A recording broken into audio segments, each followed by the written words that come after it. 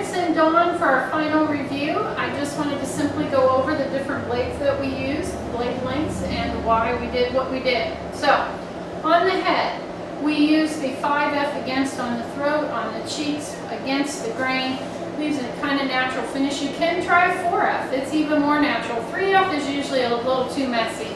Got to do more blending. I did use a 3F width on the skull, but a 4F sometimes works good. Depends on their ear set, things like that. Their ears should be just a break right about the skull. If they've got droopy ears, you can take it a little shorter. The ears were done with a 10 width on the entire inside of the ear, and then the bottom 1/3 width, and then the blending shears blended it in so that this flat line goes all right and blends right over the ear and then into the neck. The shoulder was done with a 5F width and a 3F against, just creating from the point of shoulder straight line to the toe, and then a nice flat shoulder from the back of the ear to the outside or to the elbow. All right. The rear was done with the 5F as well. Don is aging and he tends not to show off his angles as much, so I take this as tight as I can to create some angulation. That's a 5F.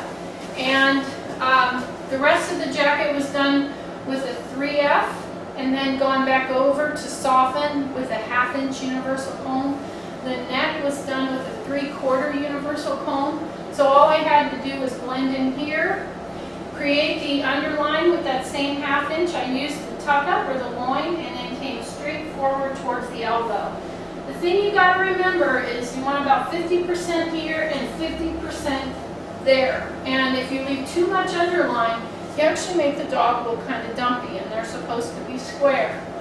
The legs, 1/2 inch, straight down, blended from the thick part of the thigh, 1/2 inch, straight down. I trim this up with the blending shear, trim this up with the 26-2 blending shear, and then the front leg, outside, inside, back, 1/2 inch, blend straight down, scissored the front.